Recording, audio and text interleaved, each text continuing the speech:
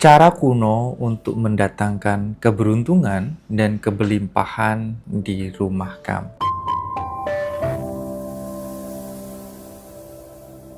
Ya guys, balik lagi bersama saya Erlang Prayuda di video kali ini. Untuk kamu yang sudah subscribe video ini, saya ucapkan terima kasih. Dan yang sudah berlangganan juga saya ucapkan terima kasih banyak sudah berlangganan. Dan untuk kamu yang baru bergabung, perkenalkan nama saya adalah Erlang Prayuda. Dan saya sering bahas tentang konten pengembangan diri, energy healing, meditasi, dan manifestasi. Untuk kamu yang belum subscribe, silahkan bisa subscribe dan nyalakan notifikasinya. Sejak ribuan tahun yang lalu, leluhur kita sangatlah memahami alam semesta ini. Mereka bahkan mampu untuk mendengarkan alam berbicara kepada mereka. Sehingga mereka menciptakan banyak metode atau cara-cara tertentu untuk menghasilkan sesuatu yang bermanfaat bagi hidup mereka, khususnya adalah rumah yang membawa keberuntungan dan kebelimpahan. Salah satu cara untuk bisa mendatangkan kebelimpahan ke dalam rumah kita itu adalah dengan membawa energi positif ke dalamnya. Rumah itu sebagai tempat di mana kita untuk tinggal di dalamnya, dan rumah itu juga sebagai wadah kita untuk istirahat. Jadi selain wadah untuk kita tidur, rumah juga sebagai wadah untuk menampung berbagai aliran energi, aliran rezeki, dan aliran keberuntungan. Kalau rumahmu itu penuh dengan energi yang kurang bagus dan energi-energi kekurangan, yang terjadi adalah kamu jadi semakin merasakan rasa tidak nyaman, merasa tidak betah berada di rumah, bahkan kamu bisa merasa perasaan yang stres dan mudah untuk sakit. Tapi ketika energi rumahmu itu berkebalikan dari yang tadi aku katakan, yaitu energinya penuh keberuntungan, kebelimpahan, kenyamanan, seperti halnya kamu berada di surga, ya, meskipun kamu belum mati, tapi kamu jadi lebih nyaman, ya, karena ada istilah rumahku adalah surga. Jadi jadikanlah rumah kita menjadi surga kita. Lalu bagaimana caranya supaya menjadikan rumah kamu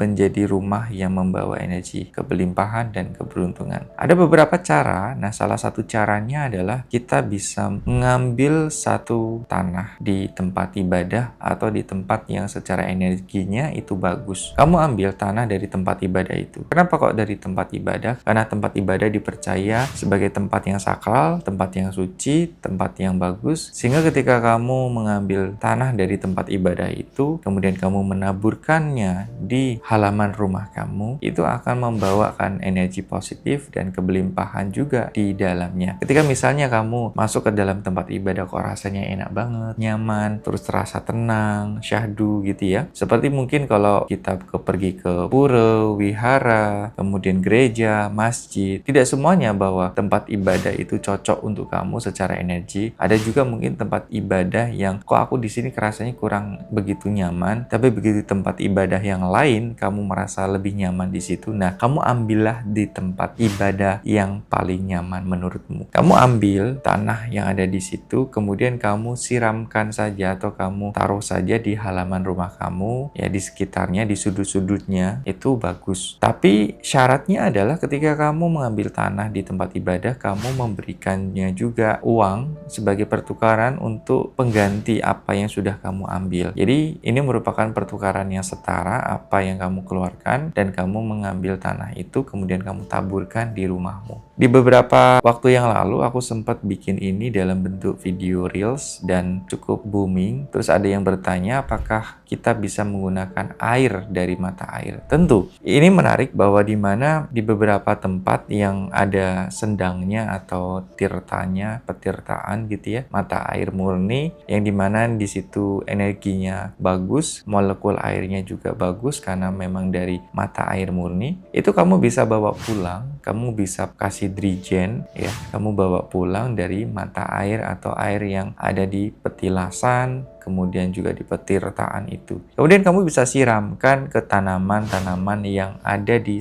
rumah kamu. Itu sangat bagus sekali, sangat efektif sekali untuk membawa energi positif di dalamnya. Ya, karena apalagi kalau misalnya kamu punya tanaman banyak di situ, punya pohon yang cukup besar di rumah kamu, itu sangat bagus untuk kamu memberikan energi dari mata air itu. Ya, selain daripada kamu merilis energi-energi yang kurang baik dari lingkunganmu, dari perkarangan rumahmu dan rumahmu sendiri, kamu juga memberikan energi positif yang kamu bawa dari air suci tadi ke dalam rumah kamu. Dan ketika kamu bisa lakukan ini terus-menerus, kamu akan melihat sendiri bagaimana hasilnya. Dan ketika misalnya kok di petirtaan itu biasanya kan mungkin ada monyet atau ada kotak amal gitu ya. Kamu bisa memberikan makanan atau bisa memberikan kotak amal di situ, atau ketika misalnya di situ ada memberikan persembahan seperti bunga-bunga, buah dan dupa dan lain sebagainya, kamu bisa memberikan itu